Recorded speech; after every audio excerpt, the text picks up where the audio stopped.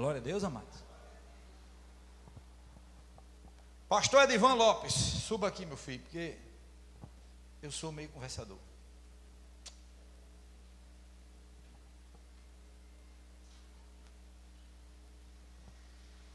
A igreja já conhece esse homem, sim ou não? Homem de Deus, viu, irmão? Aqui é um dicionário ambulante. Se você não souber nada, pergunta a ele que ele diz tudo. Tem um programa que diz assim: pergunte ao irmão Eli Soriano, que a Bíblia responderá. Alguém já ouviu aquele caminho antigo? Ah, pois esse aqui é esse caminho antigo, sabe de tudo. Pai, te damos graças, Senhor, pela vida do teu servo, um canal que vai fluir agora, Senhor, o teu querer, a tua direção, a tua poderosa palavra.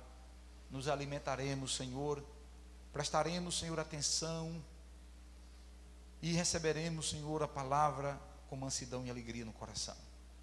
Continua, Senhor, conosco e usa teu servo, como sempre o Senhor tem feito. Nós te agradecemos no nome poderoso e glorioso de Jesus.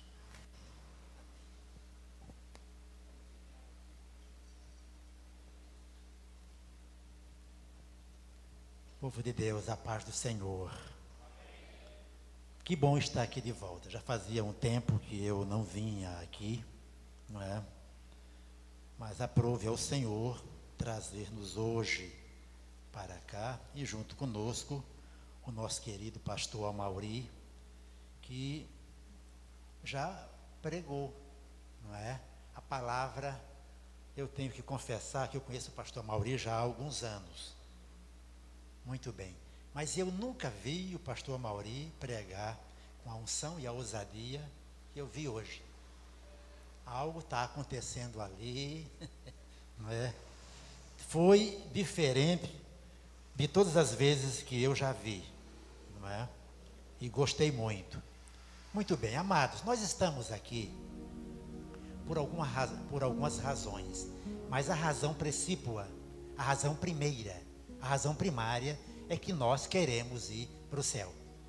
É por isso que estamos aqui. Consciente ou inconscientemente, esta é a razão. A gente anda no caminho do Senhor, a gente vem para a casa do Senhor, porque a gente quer ir para o céu. Muito bem. A gente quer ter vida eterna, mas ter vida eterna, a gente pode ter sem Jesus, sem o Evangelho. Quem nasceu aqui, nesta vida, vai ressuscitar e vai ter vida eterna. O que nós queremos é ter vida eterna com o Senhor. Porque ou vai ser vida eterna com Ele, ou vida eterna no lago de fogo e enxofre. Não é? Muito bem. Então, para que a gente tenha vida eterna com o Senhor, tem uma série de passos que o pastor já falou aqui. Primeiro, eu tenho que confessar a Cristo como Salvador da minha alma. Eu tenho que confessar que Ele é Filho de Deus. Eu tenho que me arrepender sinceramente dos meus pecados. Aí eu estou justificado. Aí é que vem o processo que ele falou. Tem o processo da regeneração que vai acontecendo ao longo do caminho. Muito bem. Mas tem algumas coisas dentro da casa do Senhor que a gente às vezes confunde, às vezes não são muito claras, e a gente tem a tendência não tanto de estudar a palavra do Senhor, a nossa tendência é mais de apenas ler. Quando lê, nem todos leem, mas nós não é suficientemente adequado ou é só isso que deve acontecer, de a gente ler a palavra do Senhor. Nós temos que meditar na palavra do Senhor. Ler, a gente tem a informação. Quando a gente medita, essa informação sobe para o coração, ela se transforma em conhecimento. E é do conhecimento que a gente vai utilizar para a gente poder fugir das armadilhas do inimigo. Porque o caminho, ele é apertado. No Salmo 91 está lá falando, olha, 1000 cairão ao teu lado, 10.000 à tua direita. Ou seja, no caminho tem problemas. no caminho a gente vai encontrar pedras e espinhos. A gente tem que saber como evitar. Porque o sábio se desvia desses problemas, mas o tolo vai ao encontro desses problemas. Muito bem. Mas eu estava falando que tem coisas na casa do Senhor que às vezes a gente não compreende e que são coisas fundamentais, são importantes para o nosso entendimento. Não para a nossa salvação em si, mas para que a gente possa compreender as coisas do Senhor. Jesus, ele mesmo falou, está registrado lá em João, no capítulo 14, no verso 2, que ele falou uma coisa que tem levado muita gente a falar ou a imaginar coisas diferentes da que ele pretendia falar. Ele falou, olha, vocês não estão prontos para ouvir tudo o que eu gostaria de falar, mas na casa do meu pai há muitas moradas. Se não fosse assim, eu vou-lhe teria dito, vou preparar-vos o lugar. Ora, isto tem levado muita gente a pensar, eu vou ter uma mansão no céu. Eu já ouvi muito isto, às vezes até, não é, de teólogos, pregadores do evangelho, ensinadores da palavra. Eu vou ter uma mansão, tu vai morar na minha rua. Não é? Muito bem. E o Senhor não estava se referindo a isto. A mansão que nós vamos ter no céu não é uma construção, porque nós não vamos precisar dessas coisas. A mansão que nós vamos ter no céu é muito superior a esse tipo de coisa. E o apóstolo Paulo, aí ele nos esclarece, porque, amados irmãos, Jesus de Nazaré, ele mesmo, apenas para exemplificar, ele mesmo não sabia quando Cristo voltaria. Ele não sabia. Ele falou, só Deus, nem os anjos nos céus sabem. Mas depois que ele ressuscitou, foi ao Pai, pegou de volta todo o seu poder, todo o seu conhecimento, a partir daí ele sabia. Então, a partir daí, ele começou a revelar aos seus servos. E ele revelou ao apóstolo Paulo, revelou ao apóstolo João, quando essas coisas irão acontecer e até quando ele virá. Mas eu não vou falar sobre isto, porque esta não é a ideia. O que eu quero falar é dessa mansão celestial. Por que que ele falou, na casa do meu pai tem muitas moradas? Aí Paulo, falando aos Coríntios, na sua segunda epístola, no capítulo 5, eu vou ler só os 4 primeiros versículos, de 2 Coríntios 5. E amados, prestem muita atenção. Se você tiver caneta e papel, pegue para anotar, porque eu vou citar algumas escrituras para que você tenha uma coisa mais completa, para que você saia daqui com algo que vai lhe abençoar para o resto da sua vida aqui na terra. Porque é o conhecimento que nos liberta. O conhecimento, ele é libertador. Nós não vamos perecer porque não temos uma casa, porque não temos um carro, porque não temos saúde. Não, nós vamos perecer se não tivermos conhecimento. É a falta do conhecimento que nos leva a perecer. Muito bem. Então, o que fala o apóstolo Paulo aqui, e a maioria de nós só lê, porque como não para estudar, a gente não se detém. A gente lê e passou batido. Não é aquela coisa assim de en passant. Mas agora vamos meditar um pouquinho nesses 4 primeiros versículos do capítulo 5 de 2 Coríntios, que diz o seguinte: porque sabemos que, se a nossa casa terrestre deste tabernáculo se desfizer, temos de Deus um edifício, uma casa não feita por mãos, eterna, nos céus.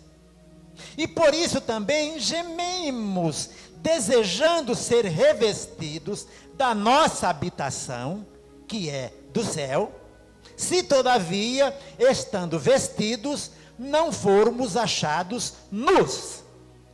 Porque também nós, os que estamos neste tabernáculo, gememos carregados, não porque queremos ser despidos, mas revestidos, para que o mortal seja absorvido pela vida. Aleluia. Amados, esse texto parece confuso, mas esse texto, ele é extraordinário. Esse texto tem tanto, mas tanto ensinamento, que a gente não vai conseguir em nenhum outro lugar da terra esse ensinamento. Por mais que você leia livros e livros e livros e livros, seja de quem for, não vai obter o conhecimento que está inserido nesses 4 versículos. Primeiro, Paulo está falando, escuta, a nossa casa, o nosso tabernáculo, é esse aqui. O apóstolo Pedro, na sua segunda epístola, no capítulo 1, versos 13 e 14, ele fala: eu vou deixar esse meu tabernáculo. Quando eu deixar esse meu tabernáculo, ele está falando, eu não sou o tabernáculo, eu não sou o que você vê, eu sou o que você não vê. O que você vê é o tabernáculo daquilo que eu sou. Jesus Cristo, João, capítulo 1, verso 14. E o verbo encarnou. Então, Jesus de Nazaré era o tabernáculo de Cristo, do Filho de Deus. Aleluia. Louvado seja o nome do Senhor. Então, nós não somos o aparente, nós somos aquilo que nós não vemos. Nós somos tricotomistas, não é? Se você olhar lá em Tessalonicenses, 1 Tessalonicenses, capítulo 5, versos 23, por isso que eu falei, pegue uma caneta e um papel, para que você possa, lá está falando, Paulo está falando, nós somos espírito, alma e corpo, exatamente nessa ordem. Muito bem, Pedro está falando, eu vou deixar esse meu tabernáculo. Ele está falando, eu não sou o tabernáculo. O tabernáculo é o que Paulo fala. Lá em 2 Coríntios, aqui em 2 Coríntios, no capítulo 4, verso 16, ele fala: ainda que este homem exterior se corrompa, o homem interior, ele se renova de dia em dia. Se não bater, vocês me falem, porque eu posso citar alguma coisa erroneamente, porque é muitas informações, muitas escrituras, e a gente pode, às vezes, acabar confundindo, e eu não quero que vocês saiam daqui confundidos. Ele está falando, olha, embora esse homem exterior se corrompa, o interior se renova de dia em dia, porque este homem interior foi feito à imagem e semelhança de Deus. Gênesis 1, 26, 27, foi quando foi feito esse homem interior. Porque o homem exterior, o nosso tabernáculo, foi feito em Gênesis 2, 7. Foi quando foi feito o homem exterior. Foi quando Adão foi feito. Mas o homem interior foi feito à imagem e semelhança de Deus. E ele sempre está pronto. E ele não envelhece. Ele se renova de dia em dia. Não importa o que aconteça com o meu homem exterior, que eu perca as pernas, que eu perca a orelha, que eu perca qualquer coisa, isto não afeta o meu verdadeiro eu. Ele continua intacto. Lá em Eclesiastes, no capítulo 12, no verso 7, está falando que todo espírito volta a Deus que o deu, e que o corpo volta ao pó. Esse corpo aqui, para nada serve. Ele vai voltar para o pó de onde ele saiu. E o espírito de todos nós volta para Deus, que o deu. Então, nós estamos falando de salvação do quê? É a salvação da alma. Aleluia. É a alma, que é o nosso coração, que está aqui, que é quem decide o que nós vamos fazer. A carne, como o pastor falou, não decide nada sozinha. A carne é um instrumento das ordens do meu coração. Então, o meu coração decide e a carne realiza. Então, se o meu coração decidir obedecer a Deus, que bom, eu fortaleço o meu espírito. É por isso que Deus, que o salmista falou no Salmo 119, verso 11, escondi a tua palavra no meu coração, aqui, para não pecar contra ti. Aleluia. Então, quando o meu coração está cheio da palavra de Deus, a boca fala daquilo que o coração está cheio. Não é isto que a gente escuta? E é uma verdade. A boca fala daquilo que o coração está cheio. O meu coração está cheio da palavra de Deus e, portanto, as minhas atitudes refletem a palavra de Deus. E agora o meu semblante começa a demonstrar a graça redentora do Senhor sobre mim. Porque a graça, além de ser um favor imerecido, ela é também a essência de Deus em nós. E esta essência, ela transparece a partir do momento que eu encho o meu coração da palavra do Senhor. Então Paulo está falando, escuta, olha, essa casa terrestre, esse tabernáculo, a gente quer se desfazer dele. Mas é aquele tipo de coisa, todo mundo quer ir para o céu, mas ninguém quer morrer. Ele sabia disso, ele falou, olha, a gente quer ser revestido com a casa celestial. A gente quer que o mortal seja revestido pela vida. No entanto, a gente não quer se sentir nu. Aleluia. O que é se sentir nu? É você agora estar despido desse tabernáculo e não ser revestido pela mansão celestial. Aleluia. Então a gente geme querendo que isto aconteça, mas a gente não quer morrer. Ou seja, a gente no fundo a gente quer arrebatamento. Por quê? Porque a gente não sente a morte. No arrebatamento, lá em 1 Coríntios capítulo 15, amados, no versículo 50 já começa dizendo que a carne e o sangue não herdam os céus. Ora, se não herdam os céus, este corpo não pode entrar no céu. Então esse corpo precisa ser revestido pela vida. Aí no 51, no verso 51 do capítulo 15 de 1 Coríntios, ele fala, olha, nem todos dormiremos. Ele está falando, escuta, todos vamos morrer. Por quê? Lá em Salmo 89, 48, em Salmo 89, 48, diz que todos que nasceram aqui terão que experimentar a morte. Ora, como é que eu vou experimentar a morte? Se em 1 Coríntios 15, 53, fala que num abrir e fechar de olhos, eu vou ser revestido com um corpo imortal. Como é que eu vou receber um corpo imortal e eu vou morrer quando?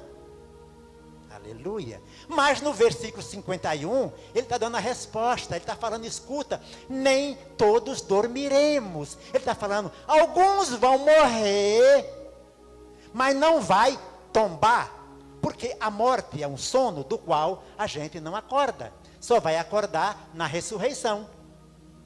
Então ele está falando, nem todos dormiremos, ou seja, antes do arrebatamento, e é isto, pastor Ari, que é grandioso, não estava no script. Eu vou falar de outra coisa, eu estou dando uma introdução. Mas, no arrebatamento, olha o que acontece. Nós morremos, ressuscitamos, somos transformados e arrebatados. Isto no abrir e fechar de olhos. É por esta razão que nós ganhamos um corpo imortal, porque já morremos, só que não percebemos. E isto é o ideal. Imagina, você está em pé, você morre e nem percebeu. Você morreu, você ressuscitou, você foi transformado e arrebatado simultaneamente. Louvado seja o nome do Senhor. Tudo isso está em 1 Coríntios 15, de 51 a 53. Dá para perceber tudo isto. Mas o que eu quero falar é da mansão. Eu não esqueci da mansão. Aí ele fala no 4, porque também nós, os que estamos neste tabernáculo, gememos carregados, não porque queremos ser despidos. A gente não quer morrer, a gente não quer se despir desse tabernáculo. Mas aí parece uma contradição, porque eu não quero me despir, mas eu quero me revestir do imortal. Ele fala, não porque queremos ser despidos, mas revestidos. Queremos ser revestidos, para que o mortal seja absorvido pela vida. E isto é o ideal de todos nós. Amados irmãos, eu tenho uma boa notícia, eu acredito. A Bíblia não está colocando nesses termos. Eu acredito que nós fazemos parte da geração do arrebatamento. E por quê? Não é chute. Não é chute. Eu vou dizer o porquê. Se você olhar em Daniel capítulo 12, verso 4, você vai ver que aquilo ali já está acontecendo a pleno vapor. Por quê? A ciência está se multiplicando de uma maneira. Pastor Ari, esses dias alguém me mandou um videozinho em que você pega um smartphone, você põe aqui um filme no seu smartphone e você liga a câmera e você projeta na parede. E você abre a tela do tamanho que você quer ali. Uma coisa extraordinária. Você vai assistir um filme, mas não agora mais na televisão. Você vai assistir onde você estiver. Você joga no seu smartphone e pronto. Deixa ali, passando. Olha a que ponto está chegando a ciência. Se a gente olhar nas 4 áreas do conhecimento humano, na cognição, na matemática, na tecnologia da informação, sabe? É por onde a gente olhar, na nanotecnologia, não importa. Olha, o que a ciência tem se desenvolvido é uma coisa absurda. Nesses últimos 60 anos, ela se desenvolveu mais do que nos 6.000 anos precedentes. Então, Daniel 12:4 já aconteceu, porque as pessoas estão loucas de um lugar para o outro, são milhões de pessoas para cima e para baixo. Muito bem. Se você olhar em Ezequiel, no capítulo 36, no verso 19, ali está o Senhor falando através do seu profeta sobre a dispersão do povo de Israel, que deu origem à grande diáspora em 70 depois de Cristo. Já aconteceu. A gente coloca 6 versículos na frente, no verso 24 do mesmo capítulo 36 de Ezequiel, aí fala da congregação de Israel. Acho que é o verso 24, é isso? De Ezequiel 36. Muito bem. A congregação de Israel já está acontecendo nesse momento. Ou seja, eu estou falando que os sinais secundários para a volta do Senhor já estão acontecendo. O outro é o evangelho sendo pregado em todo o mundo. Em todo o mundo. E isso a gente já sabe que já está acontecendo. Principalmente em função da televisão. A gente sabe que o evangelho já foi pregado em todo o mundo. Ah, alguém pode falar, não, mas olha, lá na Coreia do Norte ainda não entrou. Amados, nós não sabemos. Deixa eu falar uma coisa para vocês. Na época do apóstolo Paulo, ele pregou com os demais apóstolos em todo o mundo conhecido. O apóstolo Paulo desceu pelo Mediterrâneo e foi até a Espanha, que é onde termina o Mediterrâneo. O Mediterrâneo termina lá em Gibraltar, onde tem o Estreito de Gibraltar, que liga o Oceano Atlântico ao Mediterrâneo. E que de um lado está a África, não é? Ali é o Marrocos, e do outro está a Europa, que é a Espanha. E no outro lado, no outro extremo do Mediterrâneo, nós temos o Canal de Suez, que liga o Mediterrâneo ao Mar Vermelho. De um lado a Ásia, do outro a África. Aleluia. Paulo pregou o evangelho em todas as regiões, descendo do Egito, descendo de Israel, através ali de Jope e tudo mais, que hoje é Tel Aviv, entendeu? Até a Espanha. Todo mundo conhecido naquela ocasião ouviu o Evangelho. Mas, além disso, hoje nós sabemos que com o advento dos satélites, o mundo todo já ouviu o Evangelho. Mas que falte uma ou outra coisa, eu não posso afirmar. Mas o Senhor falou, em Mateus 24. Eu não sei se é 14, mas é em Mateus 24, onde ele fala que o Evangelho foi pregado, teria que ser pregado em todo o mundo. Muito bem, muito bem. Amados irmãos, estes são os sinais secundários. Os sinais primários é os que faltam acontecer. Quais são os sinais primários? Aí se você pegar aí em Apocalipse, capítulo 6, versos de 12 a 14, aí você vai ver que esses sinais ainda não aconteceram. E é a partir daí que nós temos que prestar atenção. Eu ia pregar só sobre isso aqui, mas como tem ainda um pouco de tempo, eu acho que meu relógio parou. 7h05, é isso? Aqui. Pode ir até que horas, pastor? Meus amados irmãos, veja, nós temos que ficar atentos. Eu falei que Jesus de Nazaré não sabia quando ele voltaria, mas quando ele ressuscitou, ele foi ao Pai e lhe foi dado novamente todo o poder e todo o conhecimento. Aí ele revelou aos seus profetas. E ele fala para Paulo que vai acontecer ante o toque da 7ª trombeta. A gente viu aqui, 1 Coríntios 15, 53. Mas aí João confirma, em Apocalipse 11, verso 15. E em casa, leiam do 1 ao 15. No 15 ele está falando que depois que se construiu o templo, 3 anos e meio, as 2 testemunhas ali em volta, profetizando aquela coisa toda, aí matam as 2 testemunhas, 3 dias e meio elas ficam expostas em Jerusalém, não são enterradas, e depois de 3 dias e meio o Senhor fala, venham aqui, aí elas ressuscitam, para vocês pensarem, por quê? Em seguida isto toca a 7ª trombeta. O que Paulo falou lá em 1 Coríntios 15, 53. Agora João está falando em Apocalipse 11, 15. Toca-se a última trombeta, a 7ª trombeta. Depois desses acontecimentos. Amados irmãos, o que nós temos é que ficar agora atentos para não sermos pegos desapercebidos. O Senhor está falando, os sinais primários estão na minha palavra. Aleluia! Então, o que é que nós precisamos saber? O que significa a abertura do 6º selo? Eu falei aí, Apocalipse 6, de 12 a 14. O que significa a abertura do 7º selo? E depois da abertura do 7º selo, meia hora depois, toca-se a primeira trombeta. O Senhor está falando, é sequencial. Não é uma coisa que está abrindo selo e está tocando trombeta, que trocou a quinta, que vai trocar a primeira. Não, meus amados, Deus não é um Deus de bagunça.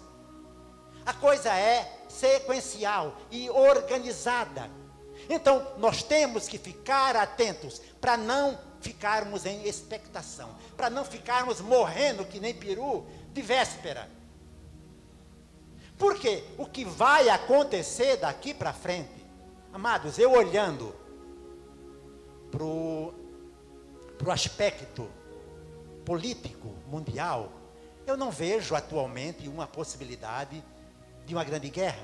Pode acontecer? Pode. O Trump é meio desembeiçado, em que pese eu gostar muito dele, e eu acho que ele é um bom presidente, mas ele é meio temperamental. Então, por isso pode surgir uma guerra. Mas a gente não vê no horizonte próximo assim, uma grande guerra. No cenário econômico, os Estados Unidos representam 20% do mundial. de cada uma unidade produzida no mundo, falo de produtos e serviços, uma é produzida nos Estados Unidos. Eles detêm 20% do PIB mundial. E eles estão indo muito bem. Então, na área econômica, na área política, está tudo aparentemente bem. Mas, o que a gente viu aí, nos versículos de 12 a 14, as ilhas, os montes vão virar planície. Isto só a mão de Deus. Pode não acontecer no cenário político e econômico, mas pode acontecer da mão do Senhor começar a pesar sobre a terra. E estejam atentos, porque a abertura dos 7 selos são coisas muito, muito pesadas. Mas são julgamentos parciais. São julgamentos parciais. Vai estar acontecendo num lugar e não no outro. Então, amados irmãos, se você olhar de um por um, aí você vai falar, bom, mas eu vou passar por isto? Nós vamos estar aqui. E o Senhor Jesus Cristo, falando em Mateus capítulo 24, ele fala que tudo isso que vai acontecer, e vocês quando chegarem hoje em casa, vão pegar a partir do capítulo 6 de Apocalipse e vai até o final. Mas até o 17 você já vê até o estabelecimento do milênio. Aí você vai ver o que vai acontecer. E o Senhor fala, isto aí é só o princípio das dores. Ele fala isso em Mateus capítulo 24. É só o princípio das dores. Então, o mundo vai estar morrendo de medo. E nós devemos estar tranquilos, serenos. Por quê? Porque a gente sabe que é mistério que aconteça. Porque se não acontecer, o Senhor não voltará. Aleluia. Aleluia. Amados, eu falei que são julgamentos parciais. Eu quero falar para vocês do toque da quinta trombeta. A quinta trombeta está em Apocalipse 9, de 1 a 6. E eu vou findar com isso aqui. Mas vocês em casa vão olhar até a sexta trombeta. Por quê? Porque até a sexta trombeta nós estaremos aqui. Então nós temos que saber o que vai acontecer, porque o mundo vai estar morrendo de medo e a gente vai estar dando risada. Aleluia! Aleluia, a volta do Senhor se aproxima. Louvado seja o nome do Senhor. Vejam aqui Apocalipse 9, de 1 a 6, eu vou ler. E o quinto anjo tocou a trombeta. Veja que nós vamos ser arrebatados ante o toque da sétima trombeta. A gente já viu isso. O anticristo vai assumir o poder após o toque da sexta trombeta. Aleluia. Louvado seja o nome do Senhor. Nós vamos saber quem eles são. Nós vamos conhecer as 2 testemunhas. E nós vamos estar aqui. Porque a gente só vai subir ante o toque da sétima trombeta. Então o Senhor não virá nem hoje, nem amanhã, nem daqui a 1 ano, nem daqui a 3 anos. Mas Ele virá, eu creio que brevemente. Porque tudo isso que está para acontecer, vai acontecer numa sequência muito rápida. Muito rápida. Agora, aqui na quinta trombeta, só para que vocês tenham uma ideia da proteção que o Senhor vai dar aos seus escolhidos. Olha o que acontece. Apocalipse 9, de 1 a 6. E o quinto anjo tocou a trombeta, e vi uma estrela que do céu caiu na terra, e foi-lhe dada a chave do poço do abismo. Amados, deixa eu fazer aqui. Eu vou aqui explicar um detalhe. Eu já falei aqui uma vez isto, mas a maioria não estava aqui. A gente tem que entender que João era um pescador. João era um pescador. Pescador atualmente não tem grande cultura. Agora imagine há 2000 anos. Então ele era semi-analfabeto. Ele estava descrevendo uma coisa que ele estava vendo, com o vocabulário que ele tinha. Então era muito difícil. Para ele era uma estrela. nós hoje sabemos que não é estrela e não há contradição nenhuma nisso, porque estrela, qualquer delas é maior do que a Terra. Então não iria abrir buraco. Se cair uma estrela na Terra, a Terra desaparece. Não era estrela, mas era o que ele tinha para descrever. Ele buscava, ele estava tateando, porque aqui nessa leitura, a gente vai ver também que ele fala desses gafanhotos, que ele não sabe descrever exatamente como eram. Ele dá uma ideia, olha o que... Muito bem, e no 2, e abriu essa estrela quando caiu, que pode ser um meteoro, pode ser uma bomba de hidrogênio, a gente não sabe, não é? E abriu o poço do abismo, e subiu fumaça do poço, como a fumaça de uma grande fornalha. E com a fumaça do poço, escureceu-se o sol e o ar. E da fumaça vieram gafanhotos sobre a terra. E foi-lhes dado poder, como o poder que tem os escorpiões da terra. E foi-lhes dito que não fizessem dano à erva da terra, nem a verdura alguma, nem a árvore alguma, mas somente aos homens, que não têm na testa o sinal de Deus. Aleluia! Você tem o sinal de Deus. Aleluia! Você tem o selo da promessa. Você tem em você o Espírito Santo que o mundo não pode receber, e não recebe porque não conhece, e se não conhece, não deseja. Aleluia! Então, quando esse Espírito, quando esses gafanhotos, que picam como escorpiões, chegar perante mim, ou você, ele vai olhar e falar, opa, aí eu não posso picar, porque aí está com o selo de Jeová. Aleluia! E foi-lhes permitido, não que os matassem, mas que por 5 meses os atormentassem. E o seu tormento era semelhante ao tormento do escorpião, quando fere o homem. E naqueles dias os homens buscarão a morte, e não a acharão. E desejarão morrer, e a morte fugirá deles. Aleluia! Louvado seja o nome do Senhor. Será que vale a pena servir a Deus? Será que vale a pena ter a marca da promessa? Louvado seja o nome do Senhor. Só quem tem essa marca sou eu e você, que um dia aceitamos a Cristo, aleluia, como nosso único e suficiente Salvador, que confessamos que Ele é o Filho de Deus, nos arrependemos sinceramente dos nossos pecados, aleluia, e assumimos compromisso de obediência à palavra de Deus, aleluia. Então vale a pena obedecer, vale a pena persistir, permanecer nos caminhos do Senhor, porque um dia você verá a grandeza de Deus na sua vida de forma bem mensurável, o que hoje muitas vezes a gente não enxerga. Eu vinha conversando com o pastor Mauri, falei, pastor, quanto mais o Senhor me dá de conhecimento na sua palavra, mais Ele me tira no aspecto secular. Ele não deixa faltar, mas é como se Ele dissesse, você tem que buscar ainda mais, porque eu tenho muito para revelar, e poucos que estão dispostos para falarem, porque as pessoas não querem falar daquilo que a maioria não quer ouvir. A gente quer ouvir o seguinte, o Senhor pode voltar hoje, aleluia, pode voltar, para mim ou para você, para arrebatar sua igreja não pode, até pode, porque Ele é soberano, mas não vai voltar, porque Ele falou, passam os céus, passa a terra, mas a minha palavra não passará, e na palavra dele diz que ele só virá ante o toque da 7ª trombeta.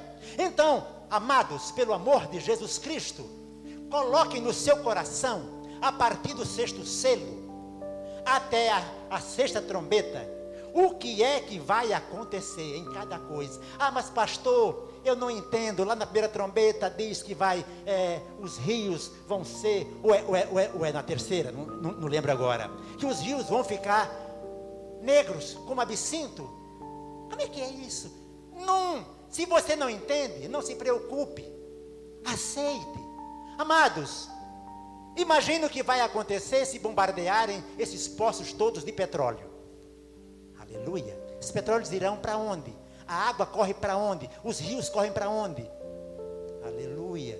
De repente podemos ver todos os rios negros. Negros com o quê? Com petróleo. Eu estou aqui fazendo exegese, não estou falando que vai ser isso. Estou dizendo que não duvide da palavra de Deus. Então somente aceite e acompanhe, para que quando começar a acontecer, você tenha paz no seu coração. Aleluia. E falar, o Senhor está no controle. E eu sou seu filho, eu sou sua filha. Aleluia. E Ele me protegerá. Não importa o que acontecer, Ele está no controle da minha vida. Aleluia. E se eu for antes? Aleluia, que bom, eu estarei com Ele. E se eu ficar aqui, Ele estará comigo. Não importa se você vai ou se você fica, o importante é estar com Ele. E quando é e como é que nós vamos estar com Ele em todo o tempo? Enquanto obedecermos. Então, obedeçamos a palavra do Senhor, porque isto é que traz paz ao nosso coração. Aleluia. E o Senhor manterá a sua mão protetora e abençoadora sobre nós, a despeito das aflições, como falou a minha esposa, a despeito das aflições que todos passamos. Não enxerguemos as aflições como nossas inimigas, porque elas são nossas aliadas. É através das aflições que nós crescemos, que nós adquirimos musculatura espiritual. É através das aflições que nós nos aproximamos do Senhor e crescemos, nos aproximando dEle. E Ele nos amando e nos protegendo. Melhor do que isso não tem. E é o que eu deixo no santo nome de Jesus Cristo. Amém.